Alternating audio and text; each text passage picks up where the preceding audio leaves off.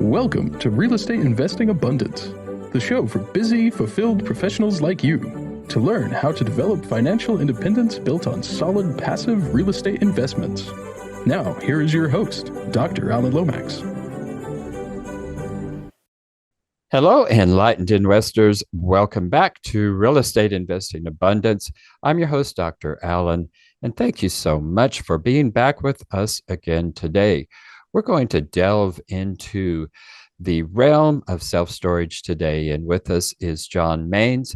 He is the CEO and co-owner of Pinnacle Storage Properties, where he oversees the organization's culture, direction, and operations. Before founding his company, he served as Chief Operating Officer for the Jenkins organization, managing all home offices and field operations.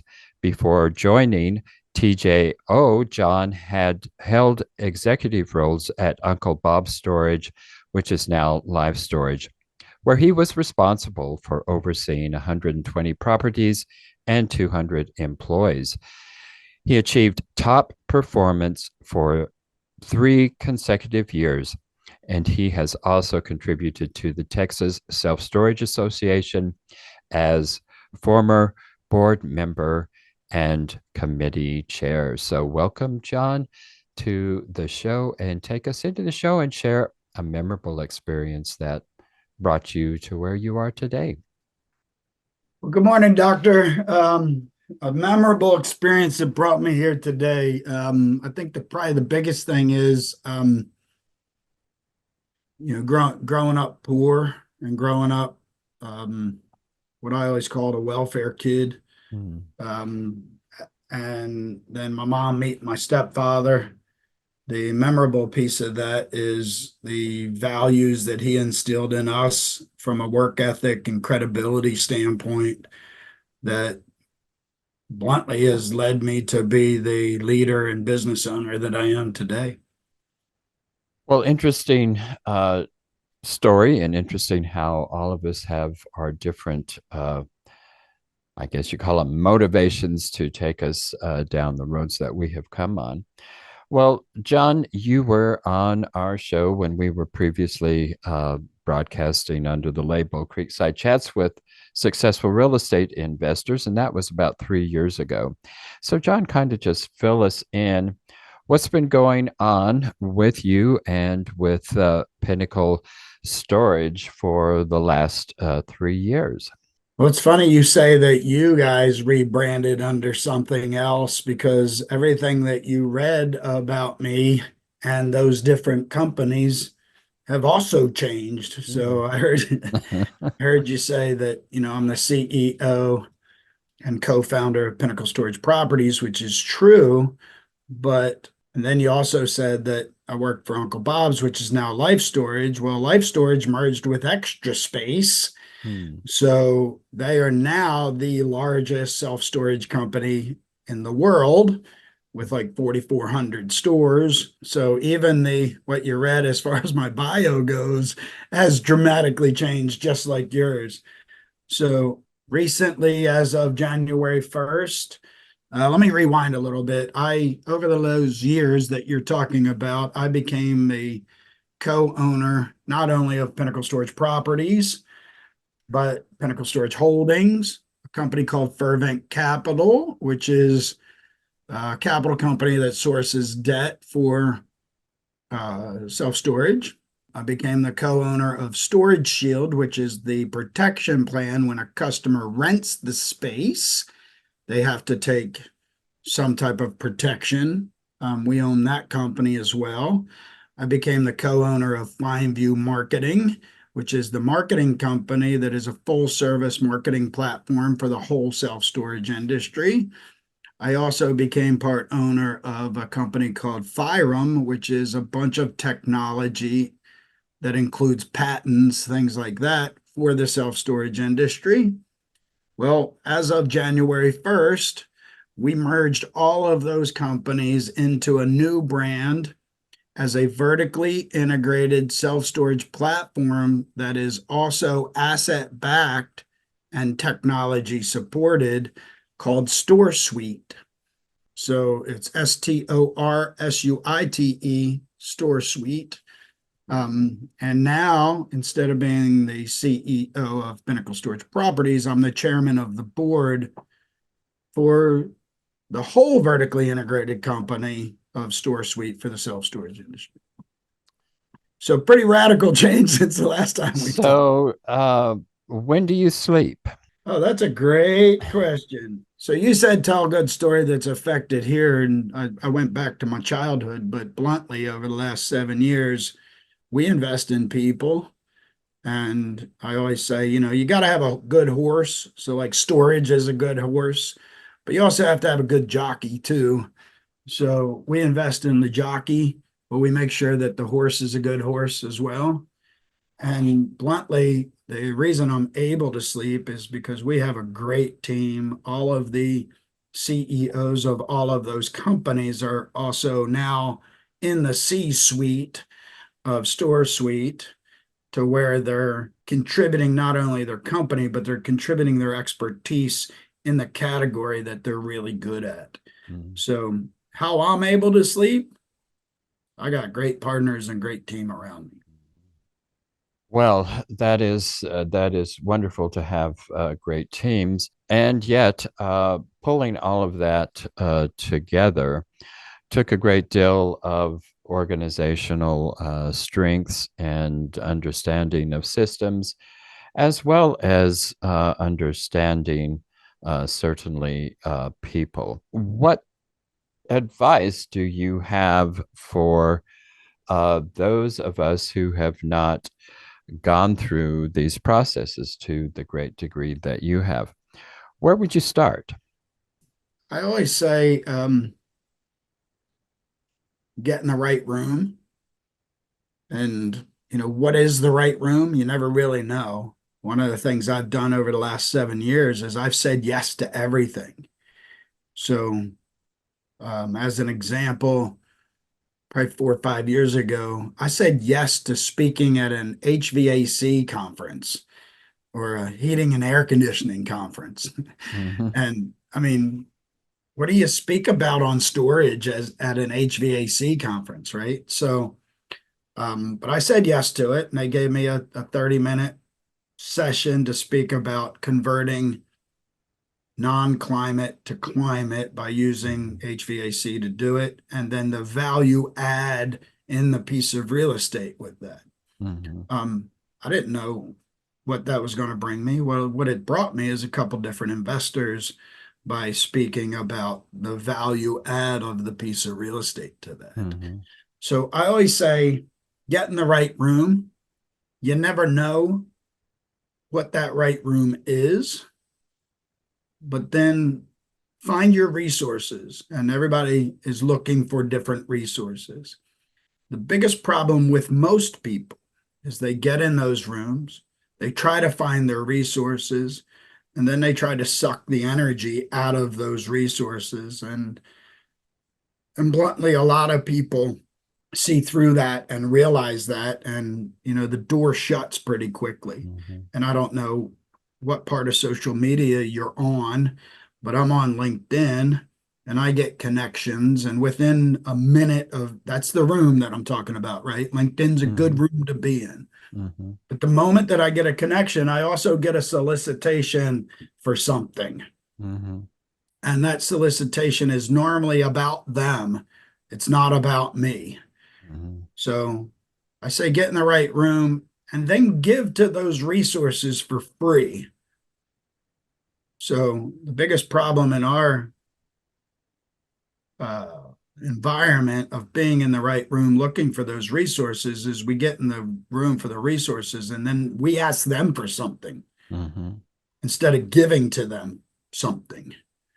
So, like as an example with LinkedIn, if you're on LinkedIn, give away value by your videos, by your statements, by your interaction, and build relationships on there that then can turn into something. But give to those relationships or resources for free and add value. And then at some point, have an ask. Mm-hmm. Problem we have right now is everybody tries to get in the room, tries to find the resources, and has an ask right off the bat, but you've added no value to anything that I'm doing. Mm-hmm. So the advice I would give people, get in the right room. So I always say, get involved, get in the right room, look around for your resources. If you need a lawyer, if you need a title company, if you need equity, if you need debt, whatever, you're looking for those resources, right? And then give to those resources for free. If that resource of a lawyer is a really good lawyer, then give that resource to everybody else without using them. Mm-hmm. And then at some point, ask them. And after you've promoted them for 2 or 3 years and you ask them, do you think they're going to take care of you? I would like to hope so.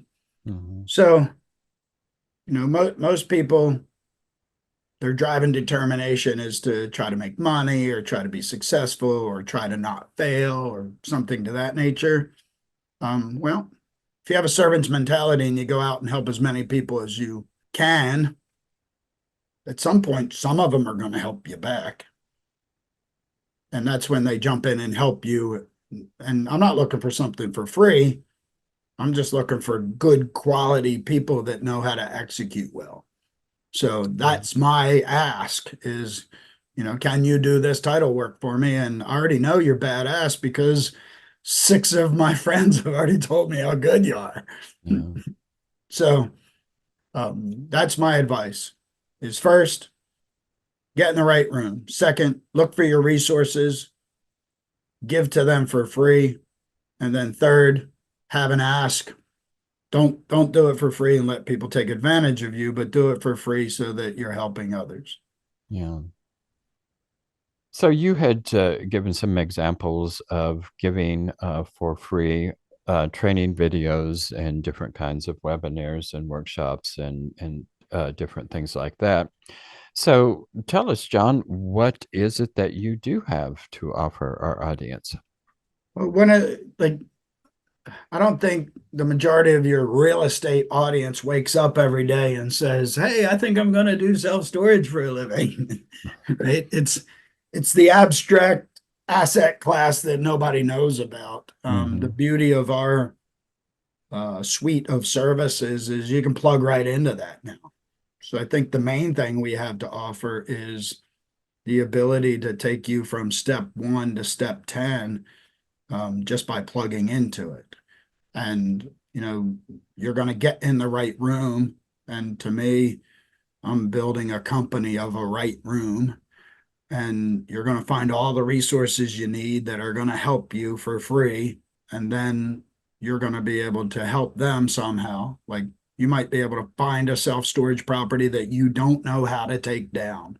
And you're going to bring it to us and we're going to help you take it down just by plugging into that machine. And then we're going to have an ask. We're going to take a piece of the pie. But you should also have an ask.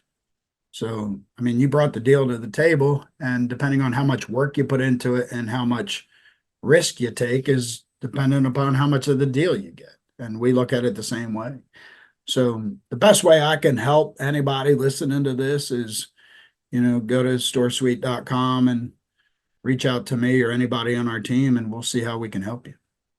And could you spell that again? STORSUITE.com. .com. Yep. Very good.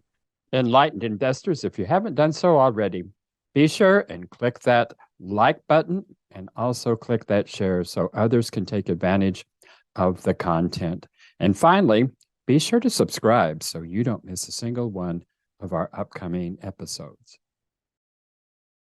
Well, tell us, John, what is the number one benefit for investing in self-storage, and what is the number one drawback with self-storage? Number one benefit is it's relatively recession resistant. So, when the economy goes bad, people lose their houses and businesses. What do they do with their stuff? They don't get rid of it, they store it. When the economy's good and businesses are expanding and their households are expanding, what do they do with their stuff? They don't get rid of it, they store it. So it's relatively resistant to recessions and the peaks and valleys of the booms. So that's the advantage. The disadvantage is in an asset class in most areas, it's pretty easy to build storage. So if you own a storage and you're the legacy player in that particular area, it's pretty easy for somebody to stack another self-storage property right next to you. So, and it's something you don't control. So almost everything else you have the ability to control one way or another. You don't control somebody oversaturating a market on you. The problem with storage is you can't go out and generate additional demand in the market. The only thing you can do is steal market share.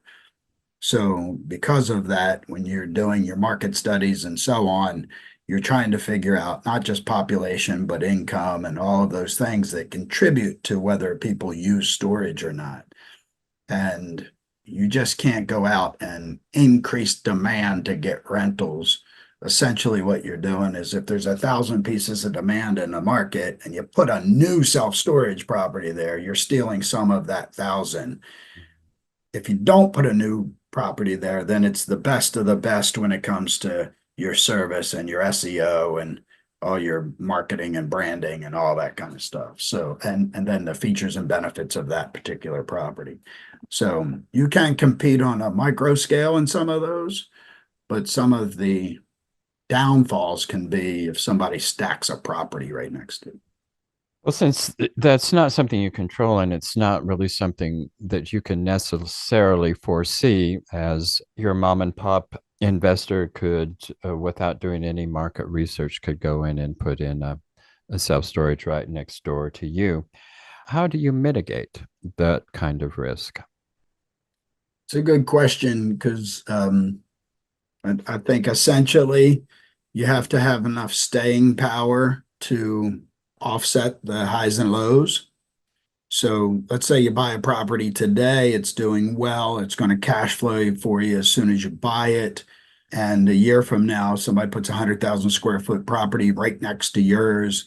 And a year from now, where you were giving your investor a return and making your mortgage payment and so on, now you can't give your investor a return anymore. You have to have enough capital to live through the staying power of that. Because if you think about it from your audience, as long as you're able to make your mortgage payment, you're in pretty good shape, because then you can withstand the length of time that other store takes to lease up. And then you go back to sharing in that market share again after that property leases up. So then you can typically compete for it. Again, one of the things you can't control is if that 100,000 square foot comes in and tanks prices. Now you got to tank your price in order to compete and all that stuff. You got to have some equity behind you somewhere, or you have to have realistic and understanding equity investors that understand that those things can happen and they're out of your control. But I always say, time heals all wounds, right?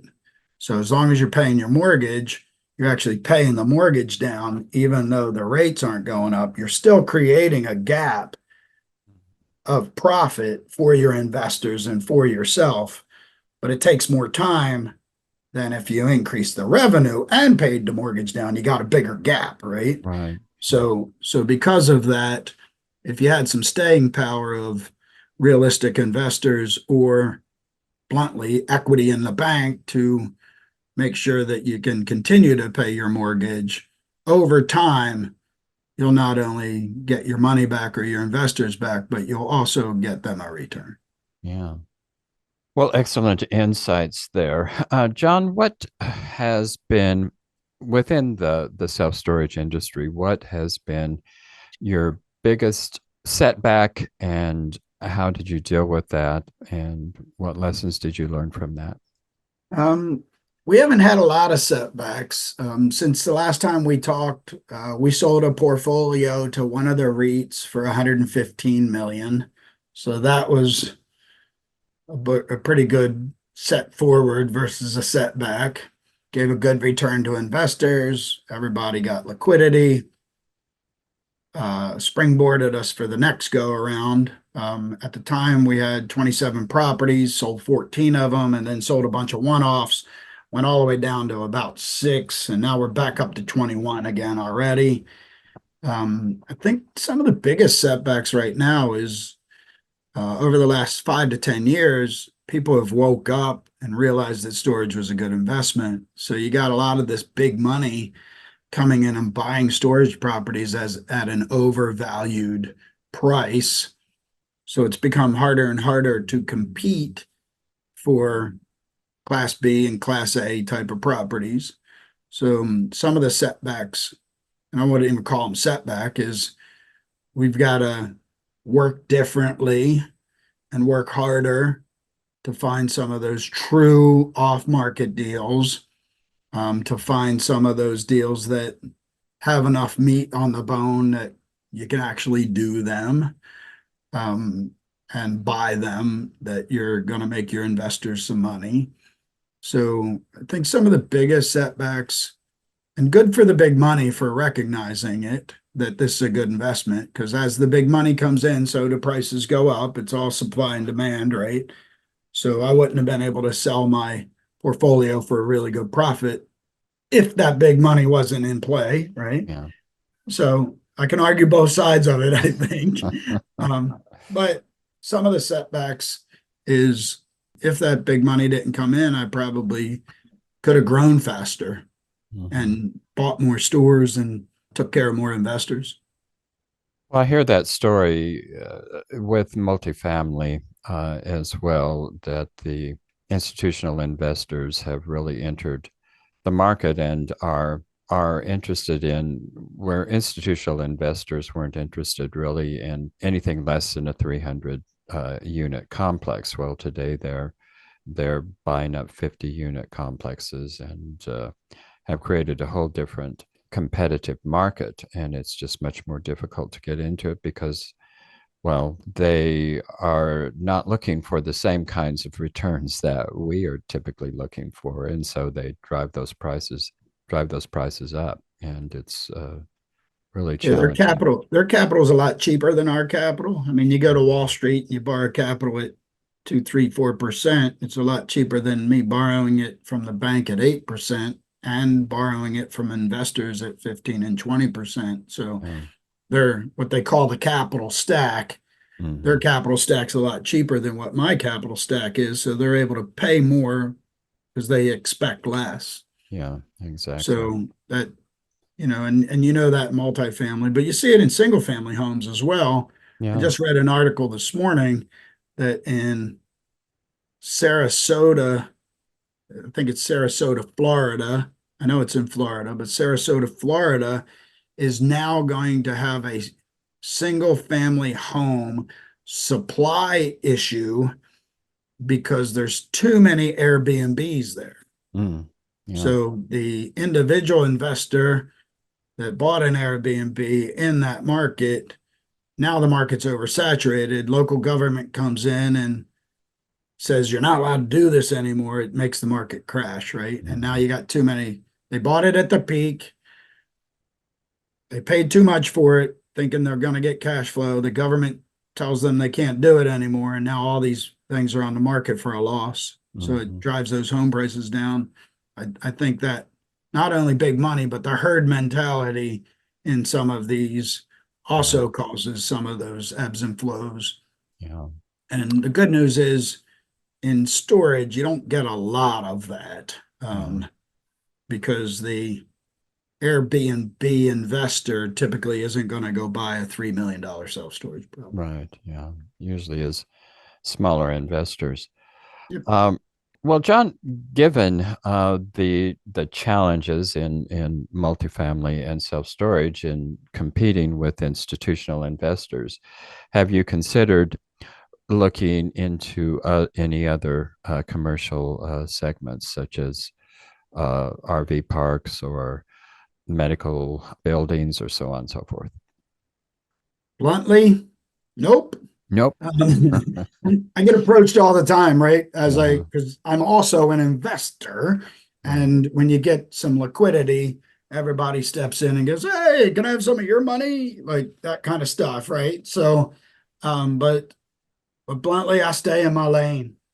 Is I do what I know, and I know that like with Store Suite, we're actually taking in investors to the suite of services as well as we're buying assets into that suite. Mhm. So we're taking in investors that get a piece of all these little businesses and the self-storage properties. So knowing the storage industry and where that all is and keeping my finger on the pulse of the storage industry keeps me connected in all of those categories.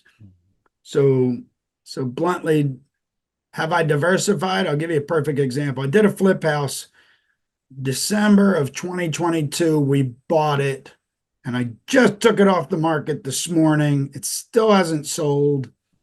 I paid 50 grand for it. I put another 75 grand into it, put on the market for 200,000. I dropped the price all the way to 150 and I took it off the market and I'm going to rent it now because nobody's buying it. Where is that? It's outside of Houston by about an hour and a half. It's in a Okay. resort community, similar retirement kind of community. It's got a golf course and a lake and all that kind of stuff. It's on the east side of Houston by about an hour and a half. Really cool house on a decent sized piece of land. But the reality is, I'm not good at that. As you can tell, I kind of suck at it. So, well, so I stay yeah. in my lane and I do what works for me. So you're going to stay with the horse you rode in on, and Yeah, I'm gonna and keep riding it and then ride out on it too. and ride out on it. Well, there is a lot to be said for that, and there is stability in that for not only you but for your investors as well. Well, John, it's been delightful connecting with you once again. Thank you so much for being with us. Enlightened investors, we're so glad you joined us again today. Please take a moment to like, share, and subscribe, and also leave us a rating and review on your favorite podcast app. Until next time, live abundantly, and we'll see you in the next episode. Thanks, everybody.